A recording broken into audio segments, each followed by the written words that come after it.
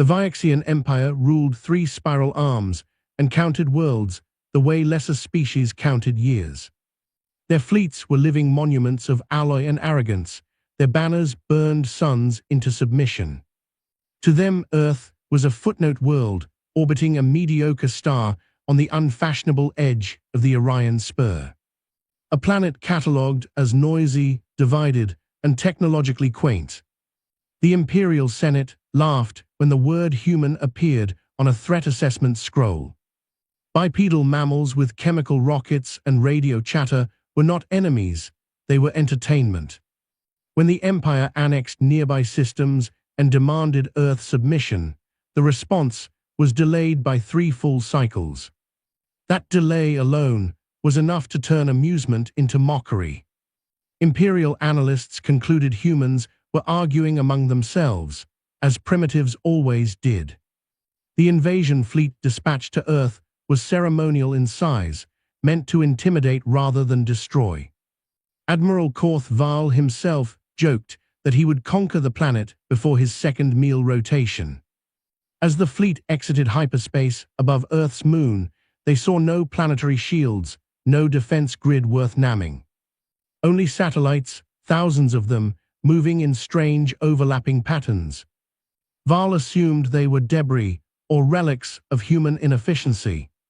Then the first anomaly appeared. Space folded, not ripped like hyperspace, but bent inward as if reality had inhaled.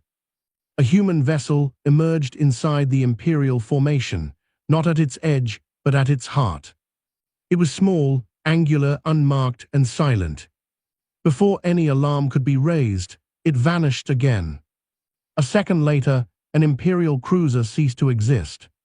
Not destroyed, not fragmented, simply gone. Confusion rippled through the fleet, followed by laughter from some officers who assumed a malfunction. Then space folded again and again.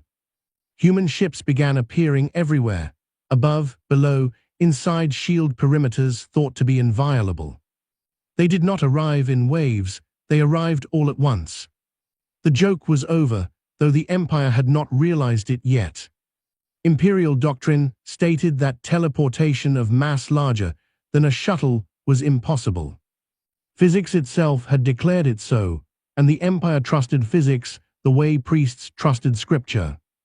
Yet human ships ignored doctrine entirely. They blinked into existence within firing range, unleashed precise barrages, and vanished before return fire could lock. No hyperspace signatures were detected, no energy buildup, no warning at all. It was as if the humans were stepping sideways through the universe. Admiral Val ordered countermeasures, scrambling formation and activating quantum interference nets. The nets did nothing. Human vessels appeared inside them, sometimes halfway embedded, before correcting themselves as if reality politely made room. Imperial crews began to panic, a rare and dangerous thing. They were used to enemies approaching from predictable vectors, not manifesting inside their command decks. One human ship appeared directly above Val's flagship bridge viewport, close enough for visual contact.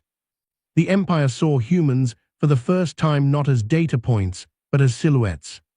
Their ship broadcast a single message on all frequencies, calmly translated into Imperial Standard. "We are not arriving," it said, "we are already here." Moments later, the flagship's primary reactor was removed from existence. Emergency bulkheads slammed shut as half the ship went dark. Across the battlefield, similar surgical strikes unfolded. Human tactics were not about overwhelming firepower, but about erasing key systems. Navigation cores vanished, command nodes disappeared, entire carrier hangars ceased to have ever been. Imperial officers shouted about violations of causality, about weapons that could not exist. Human responses were silent, efficient, relentless. The Empire attempted retreat, but hyperspace lanes collapsed unpredictably. Human teleport signatures interfered with spacetime itself, turning escape routes into lethal traps. For the first time in centuries, an imperial fleet was not losing, it was unraveling. And still, the humans did not press the advantage fully. They seemed to be holding back, watching, measuring, as if this battle were a demonstration rather than a war. As the battle raged, Imperial scientists worked frantically to understand what they were seeing. Captured telemetry revealed something horrifying. Human teleportation was not a weapon, it was infrastructure. Every human ship was entangled with a planetary-scale network back on Earth. The satellites the Empire had dismissed were anchors, reference points for localized reality manipulation. Humans were not breaking the laws of physics, they were rewriting the margins. Centuries of internal conflict had forced humans to prioritize speed, surprise, and adaptability over brute force. They had learned to fight wars where the first second decided everything. Teleportation was not invented for conquest, but for survival, disaster response, and deterrence. Military application came later, refined in secrecy, hidden behind humanity's reputation for chaos.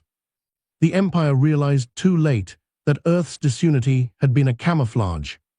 Human nations competed loudly while collaborating quietly on existential threats. Now the Imperial fleet was the lesson. A second broadcast came through, this time longer, unmistakably human in tone. You thought distance kept you safe, it said. You thought borders mattered in a universe where space itself can move. We did not come to conquer you, we came to show you why you should not come for us. Imperial Command attempted to negotiate, offering ceasefire and tribute. The humans responded by teleporting an entire battalion onto the hull of a disabled cruiser. They planted no bombs, fired no shots.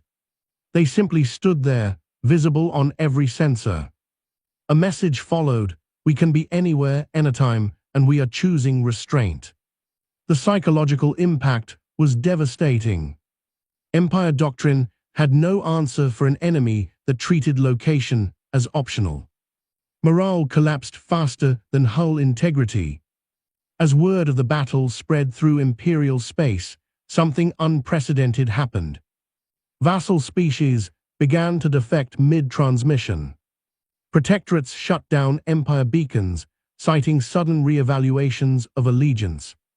The myth of Imperial invincibility had been shattered in real time. On the battlefield, human forces began coordinated withdrawals, teleporting out as cleanly as they had arrived. They left behind disabled ships, stunned crews, and unanswered questions. Admiral Val, wounded and furious, demanded pursuit. There was nothing to pursue. The humans were gone, not retreating through space, but stepping out of it. In the aftermath, Imperial analysts concluded the unthinkable. Earth could not be blockaded, invaded, or isolated. Any fleet sent could be neutralized before the first shot was fired. Any weapon aimed could be bypassed by simply appearing behind it. The Empire convened an emergency summit. For the first time, humans were not discussed as a problem, but as a constant. A new factor that changed every equation. The official report classified Earth as a non-hostile superpower with undefined reach. Unofficially, officers began calling it the Anywhere World.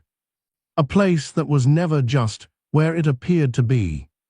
In the years that followed, Earth did not expand its territory. It did not demand reparations or claim imperial worlds. Instead, humans established embassies that appeared without warning and departed just as suddenly. They spoke politely, traded openly, and made one thing clear. Earth was not a joke, but it could take one.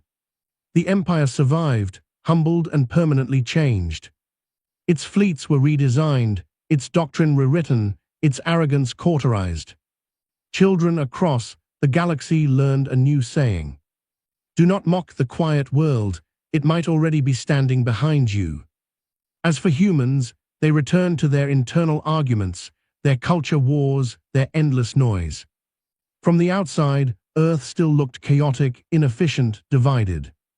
But now everyone knew the truth, that when humanity stopped joking, space itself listened. And when humans decided to enter a battle, they did not arrive. They simply appeared.